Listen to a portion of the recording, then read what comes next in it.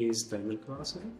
I'm a qualified toolmaker and I'm currently working at Damian and Darryl, where we specialize in rubber molding and metal pressing. I am the tool manager. A little bit about myself is I play and I lisp, but I never let that get the back of me. I always push forward, and for now I'm currently waiting on my national end diploma from the Department of Education. I'm Darryl Wilson, currently CEO of a company called Security Services. I'm also co-owner of that business. Fairly new business, only 2 years old. We're making huge inroads in Port Elizabeth area and surrounds.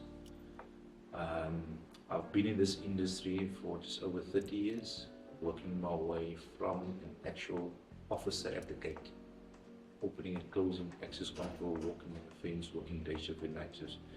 So my journey in the security industry, I have learned this business from the very entry level through to management, and is currently a business owner today.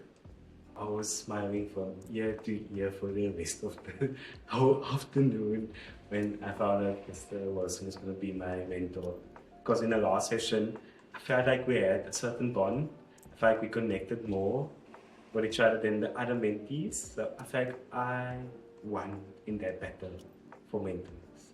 So I won, in my last session, I felt like I won Mr. Darryl over to be my mentor at the end of the day. Because sometimes in these journeys and motivation speakers and leadership books and stuff, you get all these fancy words that you need to go and look in the dictionary. What does it mean? You need to ask somebody else. So the easiest way I can explain this journey is the toolbox analogy. And that's what I'm saying. People's toolbox is empty. He comes and he says, I need a screwdriver. Okay? Then I would say, do you need a flat or star? Because I don't know what screwdriver you want. And that's the engagement through where the mentor and the mentee goes to says, okay, now I need one flat. Okay, here's a flat. What would you like to do with it? You can only do this with it. Wouldn't you also need a star, just in case you get a different challenge, you've got both the tools in.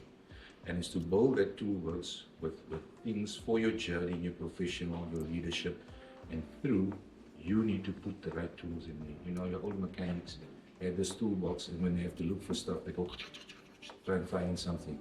And it's to have only the stuff that you're going to need through your journey, because everything else is just surplus baggage that you're carrying, and you want to sound fancy when you speak, but you never use those tools. That's what I mean with the analogy between the toolbox.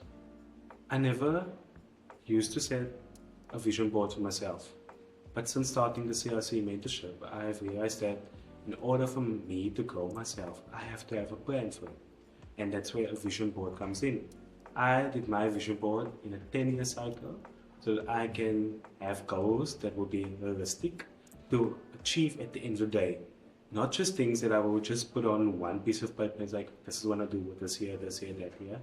No, I want to actually break down my 10-year vision board and make it a yearly vision board so that I can achieve the goals I set out for that year.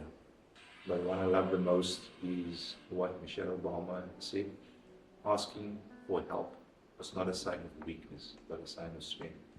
And to many in our lives today, people think that when you have to go to somebody else and ask for help, you are showing that you are incompetent or you don't know. And it's actually the opposite. When you do ask for help, people can guide you correctly and assist you to grow.